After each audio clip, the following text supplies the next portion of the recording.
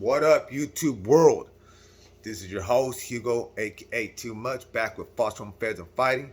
On this platform, we talk about growth and positivity because that's what we do and that's what I do. With that being said, never get comfortable being comfortable because at any given moment, life itself can change. So accept the good with the good and the bad. Just remember that don't last. You know what? I just got off the phone with my boy Lil Enrique, right?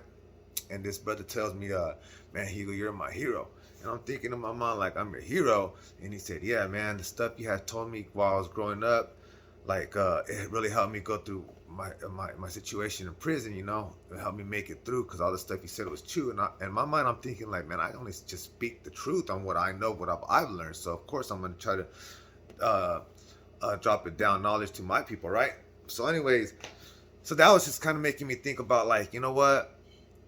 We got to remember, man, that sometimes when we talk or say something, it might really affect the way somebody thinks in a good way or a bad way, right? So always when you have conversation with someone, there's always something you can pick off them to get a better knowledge of something else that you don't know of, right? So it was kind of cool that he told me that because I was thinking back about one day I remember I was with my friend, right? And she had like this girl right here was likable. Like a lot of people like this girl, right? She was good head on her shoulders, cool person, right? But I remember she would have a couple best friends, right? And then in my mind, the way I grew up, I was kind of like, man, I got one best friend, one family, but I don't just use that word loosely, right? And then, but I remember one day I told her, I go, you know what? At first I asked her, like, man, you guys, you know, you females be using that word best friends like it's just right? But then one day I thought about it. I was thinking like, man, you know what's crazy? This is me from the outside looking in. I'm thinking like maybe to that girl, you are her best friend. What about her other friends are kind of like shitty or not good people or not good influence, but she sees that in you. So to her, you mean everything. And to you, you might not even really know that. You know what I'm saying? So that's what made me think about them, and that's pretty cool, man. The things we say to people, we don't know how it's gonna affect their life long term or not. You know what I'm saying? So always be kind, right? Always be a good person. Why would you ever want to break somebody down, right? Anyway, so look, today we're gonna talk. This story is gonna be about, like, this story is gonna be about how my cousin killed my brother. There's a foster home story kind of type situation, right? So look, what people don't understand when you grow up in foster homes is the love that you end up accumulating to the persons you grew up with. So in other words, like I didn't grow up with my cousins in a household, but when I would run away, I'd go to their house, right? Those were our favorite cousins, right? But my brother grew up with a foster brother, right? Rest in peace, Tony Valencia, aka Tony Martinez, aka Humor, TNS. Rest in peace, my brother. I love you. Think about you more than you even know. But anyways, so my brother grew up in this foster home where he was there for a substantial amount of time, and and he there's already kids there, and they grew up together, right? So I would go over there and visit them. So I knew Tony, right? Man, this guy right here, great dude, bro. Funny, um, would always be by your side. This guy right here, right? This guy right here, like, he has so much love for my brother, for me and my brother, but for my brother, because my brother grew up with him. They were raised together, right, with each other in that foster home, right? That I remember one day this gentleman right here then got our last name tattooed on his body right here. It said Martinez, and then on the other side it said TNS. The crew represent as a graffiti, right? First person to get a TNS tattoo, right? Anyways, that's how much love he had for us, for my brother, for me. Love. We done ran away from foster homes together. We done stayed on the streets. Even after he turned 18, my brother went to the pen. He was with me, right? Um, like he lived with me, or here, let me refix that. We were homeless. We were homeless. I lived with my baby's mom, but at the same time, I was also homeless. I was living there, didn't have my own spot, but we were homeless, and we would be living at his girlfriend's house sneaking in. We would be having to sneak in at night because the parents didn't like us. So she would sneak us in at night through the window, and we would sleep there. That was his girlfriend, so I don't know what they did, didn't care, but that was a nice hot place to sleep at night, right? They'd feed us and stuff. Then in the morning before the parents got up or went to his girlfriend's room, their daughter, we would jump out the windows and just do our day, and that's what we did. That's just now.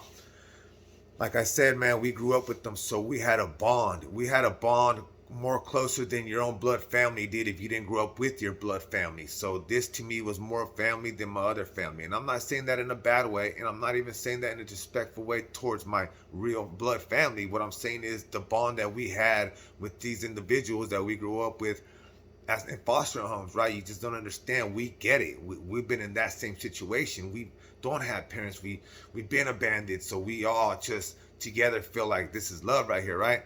So I remember that's what I don't think my family understood that, like how much they meant to us, that they meant more. And I'm not saying that for them to get mad, because they're probably gonna watch the video and they're probably gonna feel some type of way. But this is just my view on the way I looked at my life and how I felt, right? So, anyways, his name was Tony, man. Loved this dude. He was half black, half Mexican, right? But man, this guy right here, man, he would do anything for us. I'm talking about anything. If we wanted him to do anything bad, he would do it. I'm not saying that's what we made him do. I'm saying he'd do anything, legal or illegal. He would do anything for us, right? When he came up, he'd call my brother, and hey, I came up, but he'd break my brother. Not that he needed to, but he would give you anything, man. This is one of those guys, man, that people talk about how they could do anything for you or take the shit off your back, right? That's who this kind of guy was, man. Nothing but love from. So anyways, I remember when we had turned 18 and we had to leave the foster home, like ways like where we weren't getting help from the foster home. Basically, when you turn 18, they kick you out, man. You better have your shit together. You're gonna be stuck like we were stuck, right? And it was normal. So, you know, we grew up doing bad things anyways. It was normal. So it wasn't nothing new. So anyway, but at that time, like I said, we were living at his girlfriend's house. That's the place we would use to crash to get fed, and then throughout the day we'd be doing our stupid kid shit. We were doing a lot of graffiti back then, so we were just mostly caring about graffiti. We were just tagging up walls, tagging up the city, right, messing it up, being little taggers, you would call it. We call them writers, because we write. But anyways, I remember we would like couch surf. We would stay over there, and once it got hot at his girlfriend's house, we would go somewhere, find somewhere else. Sometimes we'd have to sleep. I remember sleeping in bushes in front of a church, at the church ground, in the bushes right there in the little cuts. I remember us even doing that. He did that with us. But then also my cousins, right? I had a relationship with my cousins, and sometimes we'd be living with my cousins. Okay, so I remember one time we would all hang around. We would all, you know, they knew him, we knew us. We all bunched up together. We're part of this tagging crew back in the day, so we were together just doing graffiti. I remember that was one of my favorite aunts, my second favorite aunt. My first favorite aunt, her name was my Aunt Madi. Rest in peace to my Aunt Madi, nothing but love for her. Anyways, my second favorite aunt was my cousin's mom. This one right here, because she was laxed. She didn't care. She was just cool. She was a paisa, so she knows she wasn't really that good in English and stuff, but she was like one of those cool aunts. The ones you can do anything you want over there, right? That's what we got in trouble and did stupid shit over there, right? So anyways, I remember we were all living there at this time. We'd been staying there already for like 3 weeks and stuff. We all went and got our IDs done together, and back then they would take a picture of you and give you a black and white copy until your real ID came, right? We all did that, so we all posted our pictures on the wall, right? Well, I remember my dad was around back then. He was coming in and out. Mind you, my dad was on the run at this time as well, but my dad was an alcoholic, a real bad alcoholic. This guy was just drinking and like he would just excessively drink, right? He was abusive, straight up. So we feared him. You know what I'm saying? So you always had to be up the utmost respect on my dad, because my dad, he could flip that quick. You could be talking to him, you say something he thinks that is disrespectful, you're getting slapped right across your jaw, kid or not. I'm talking about if you're his kid or if you're not his kid, you're getting smacked. So anyways, I remember one time, so we're staying at my cousin's, right? They lived in the airport over here on East Modesto, right?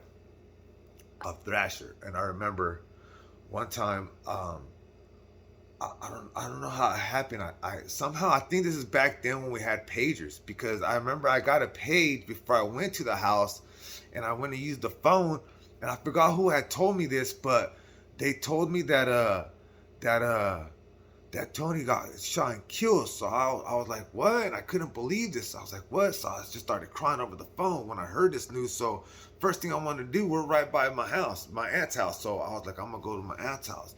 I didn't know who did it. We didn't know none of the situation, right? So we went to my aunt's house, and when I started getting closer to her house, I noticed there was what is that? The police DNA test, crime scene investigation type trailer, right? That was there in front. There's police vehicles. There's I think an ambulance. There's I don't know if there was a, I think there was a fire department as well, right? But it was all blocked off. And I remember I started getting closer to it. When I started getting closer, the I remember I seen all these cops dressed in white outfits, right, suits, right, like where they didn't want to step on and some make some evidence, right. So I remember they I was looking at them, and then I started walking closer, and one of them stopped me, goes, hey, what are you doing? I go, hey, that's my aunt's house. What's going on? And then he looked at me. He goes, who are you? And I told him my name, and he goes, hold on real quick. And then they brought another officer, and then they go, hey, who are you? And I told them, and then they said, yeah, that's him. And then I go, I'm who? And they go, you just wait over here on the side. I go, all right. Now, mind you, you know how there's like, I call it your spider sense, right? So remember, like when you go somewhere, you kind of feel something. Like it was the same feeling I felt that when my mom passed away. I remember that friend that we're at my mom's friend's house, when she got the phone call, when she started screaming, I knew, I felt something as a little kid. I felt something that was terribly wrong. So I just started bawling. Well, that's the same feeling I got when I walked up and they told me that. My heart just dropped, because I already knew, but it was like, you didn't know if it was true or not, right? You have to see it to believe it. Unless you're Jesus, I don't believe it unless I see it. You did.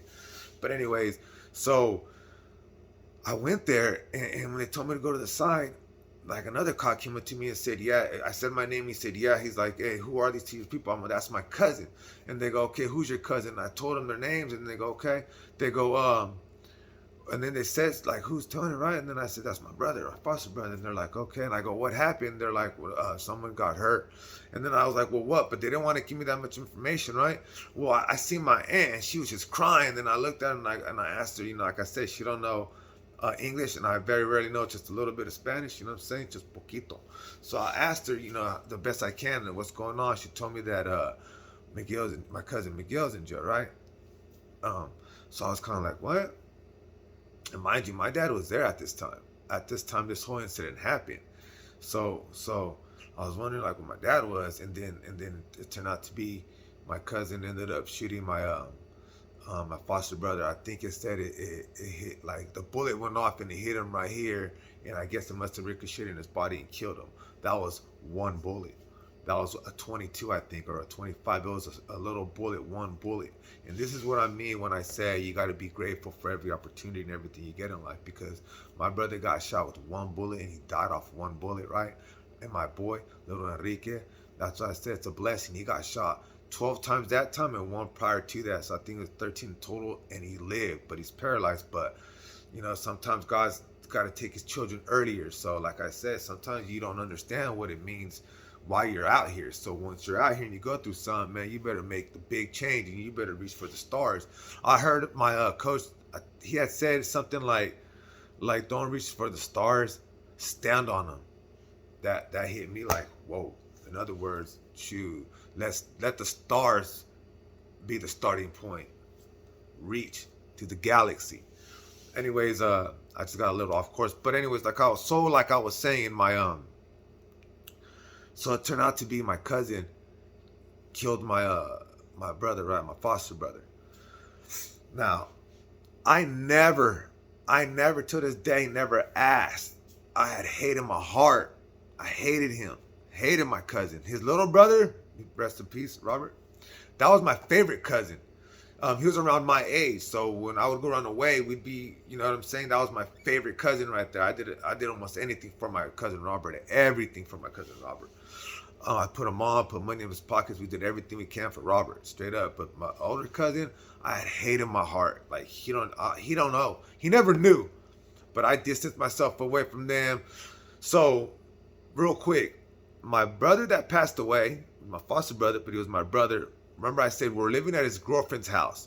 Now, his girlfriend had a little sister, like a year or two younger than her, and so my cousin ended up getting with her. Like he ended up. That's why he ended up getting with her, with the younger sister, right? So they're still all part of the family. It's crazy as shit. But I hated my cousin, right? I didn't know why he did it. I don't know how he did it. I just know that he was there. I know my dad was there, and I know they killed my cousin. I mean, my brother, right? My cousin had killed my brother. But the thing that I did know, that they were all drinking. Now, my side of the family, the dad side of the family, they drink where they end up, a lot of times they black out. In other words, they go in rages. They do not know what they be doing. I believe that's what happened. I'm not sure. I'm just making an assumption. But that alone made me hate him. It made me hate him. I didn't care about he wasn't a cousin to me no more. He was a nobody. He was dead to me. Just like my brother was dead to me, he was dead. I didn't care about him no more. To me, whether I was in my family or nothing. As a matter of fact, I remember like my brother's girlfriend asked me that if I could make a statement on saying how they were good friends. Cause you know what? They were friends. My cousin and my brother, we messed with each other. We got along with each other. We're a little crew. But I was thinking in my mind, like, what? Like they wanted me to speak up to be a character witness on how they were cool instead of them not being cool, and like he did it on some hateful shit. But like I said, I don't know what happened. Only God knows. So I had hate. I didn't care. I didn't know. I'm not gonna help you get a lesser sentence. It's not. Hey, you gotta answer to God. Don't help me to help you when you just killed somebody that I love. Whether you're someone that I love as well, but me and my brother's bond was way thicker than this blood was. That's how I felt in my heart. So I was heartbroken. I was sad. I couldn't believe it. The reason why I feel like I failed him, because he didn't have a mom or dad as well growing up. So his whole sole responsibility was on me. I was his dad at that moment. I was his mom. I was his care provider. I was everything. His life was in my hands, and I failed him. I let someone close to me, like my cousin, kill him.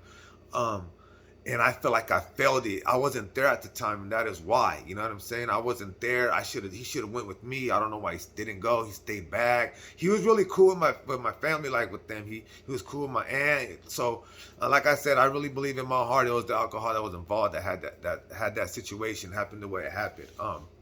Now, mind you, I hated him. I've hated him for over almost 20 years. I hated him. Was it 20? About almost 20 years. I hated him. I swear. I minimal contact. I barely even minimal. To me, it was dead. When he was in town, I didn't care. I didn't care. Right? Nothing meant nothing to me. That's how much love I have for my brother. And then it's even more sad is my older brother was in prison, and this happened, and he don't even know the situation or nothing like that. So I can only imagine what, you know what I mean, what someone else, and he grew up with my brother more. So I was just heartbroken because I felt like I lost someone's care that was in my life. I lost that. I lost someone's life. I'm sorry, I said it backwards. I felt like someone's life was in my care, and I felt it. You know what I mean? So I've always, that always messes with me sometimes. You guys don't know I carry the pain well, but that messed with me before. I think that gave me some kind of like. Death to me, death to me hits harder than a lot of people understand, but I just don't like to talk about it because I feel like you relive it once you talk about it. So I'd rather just, but that's just my way of coping with death, right? But it's not a good way. It's not healthy because I do hold it in, I do bottle it in, and I don't get it. But with that being said, so I'd hate from my cousin, right? Now, like I said, he might be watching this video and he'll never know till right now. But I remember another incident too. I remember one time I took my cousin, my little cousin, his brother, my favorite cousin, right? I took my cousin, the one that did it, this prior before this had happened, right? I remember we went to we went to Frisco, right? We were going to Frisco to a strip club. It was the first time to a strip club, right? I remember they're drinking excessively, right? I would drink, but at that time I was drinking. I was drinking and driving, doing stupid shit. I think I was thizzing too. Now I don't know if I was doing that, but I remember I was drinking. But I remember my cousin got so drunk, and he pulled a knife out on me. And I looked at him, and I'm driving, mind you, I'm the driver. So I looked at him, and he looked at me, and I had said something, and he just pulled his knife out on me. And I looked at him, and he looked at me, and I seen his look in his eyes, like with pure evil, in the sense of like, I know he wasn't in his own, I know he wasn't in himself at that moment. I seen it in his eyes, and I looked at him, and I looked down at his arm with the knife, and I told him, I go, that don't scare me, dude. And he looked at me, and I'm looking at him, and mind you, I'm driving, so I'm looking at him, and I'm me mugging. He's not me mugging me, but he's looking at me with like I said, you can tell that he was not in himself. And then he looked, and he goes, "All right, cuz," and he just put his knife away. And in my mind, after this had happened, I just thought about that day when I was driving with him. I was thinking, I had to tell his brother, my favorite cousin's little brother. I told him like, "Hey, bro, your brother, he ain't riding with me on the way back, bro. He did some weird shit like that." Woo. He goes, "He did?" I'm like, "Yeah." He's like, "All right." So he went back with them on the way back, but because that's how much they drank, it's not good for them, right? So like I said, I had all this hate in my heart from him because I knew that what the alcohol could do to people. I know what it did to him. So my little cousin, his brother, he got killed out here in Turlock. They ain't found the killer. Like I tell everybody, man, you might get away with something, but I'll tell you who knows what you did, and that's God. God knows what you did. You'll answer to him one day. So we ain't out for revenge. We ain't out for none of that. We'll let God handle his business. You know what I'm saying? And eventually you'll go to the pearly gates, and you're gonna have to answer anyway. So my little cousin got killed, right? One day out of nowhere, man, I get this phone call, my cousin, someone killed him. You know, that broke my heart again. So I'm over here took so many losses in life throughout my life. It's kind of like, man, that's what you guys don't understand. When I said that I felt when I was out there grinding that I was gonna end up getting shot because I lived by the gun. Gratefully, somebody was keeping their hand over my head and watching me, angels. That's what I believe. But so my little cousin had passed away. He got killed, right? And then, you know, they did a car wash. We went to do a car wash for him. You know what I'm saying? A lot of family came. Well, my cousin, another incident had happened. I'll talk about that later in another video. But my cousin ended up, matter of fact, we got a little bit of time right now. So, mind you, my brother, I forgot how much time my cousin got, but he only got like 3 years or something like that. Something minimal time for killing my brother, right? Because my brother that passed away, his girlfriend, her sister, which is his mother of his kids, they all characterized him, or however you say it. They all said they were friends. It was an accident with the woo. Anyways, he got about 3 years. I'm assuming, I forgot, because like I said, after that day, I just never talked to him again. But I know that he did a little bit of time and he got out, right? Well, when he got out, you know, things happened with him and his mother of his kids, and you know what I'm saying. Eventually, he tried to kill them as well, right? And then even then, they stuck up for him, and then he ended up getting only 10 years for that.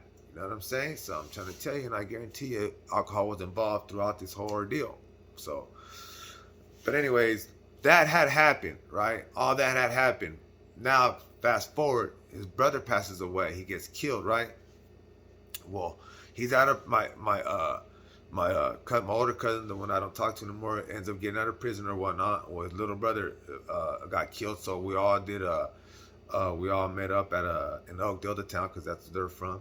That's what the funeral and everything was. Well, I see my cousin there, my cousin that killed my brother. And I was like, at that day in my heart, I forgave him. I didn't forgive him to where we're buddies. We do keep a dialogue. How you doing? Hope you're doing good. God bless you. Hope you have a better day, right? Not every day, but you know, I still, there's a minimal relationship, and I'm gonna tell you something. The hate I had in my heart for him so much, there's just so much hate there until I forgave him. And the reason why I forgave him, because now he knew how it felt to lose someone like his little brother, like I lost my little brother, violence, gun violence. So I know that he now knew and felt the pain that I felt the pain of. Maybe he didn't. I mean, he didn't admit it, and we still ain't never talked about the incident. I don't want to know the incident. I just know that once I forgave him, that made me feel better. Because holding that hate in my heart towards somebody wasn't doing anything but making my heart more colder and colder and colder. And that wasn't a good way of living. At this time, mind you, now I think I'm legit. It's after 2016, so I'm legit now. My mind's thinking way different. I'm going legit. So I started having to think, open up, think about what bothers me and stuff like that. So that day I forgave him. I never told him this. Like I said, I've never asked him whatever happened. I still thought my dad had a part of it. I never forgive my dad for that. He passed away. I didn't forgive my dad. I still had some hate in my heart because I knew that my dad. So the story that keeps running in my head was my brother, right? He was like a goofy cat. Hella cool though, never disrespectful, but I believe he might have said something goofy-ish. My dad's such of a strict bicep while drunk might have, took it some type of way. And then my cousin being respecting my dad so much and doing anything my dad says, I think he, what I'm saying, my dad might have said, this is just me making accusations. I do not know none of it. I'm just saying that's what I've ran through my head so many times. So until I was able to forgive my cousin, I forgave my dad as well. Well, actually, when my dad passed away, I forgave him. I said, you know what? No reason to have hate on this man. He's dead. Plus, that is my dad. I only have one dad. And you know what? I've learned a lot from my dad. We didn't live. He didn't raise us. But, there's things in life that I understand about being respectful. I learned it from him. It came out of fear, but it still made me a better person, as in the way I treat people, the way I come at people with respect, whether they deserve it or not. That's just the way I was taught.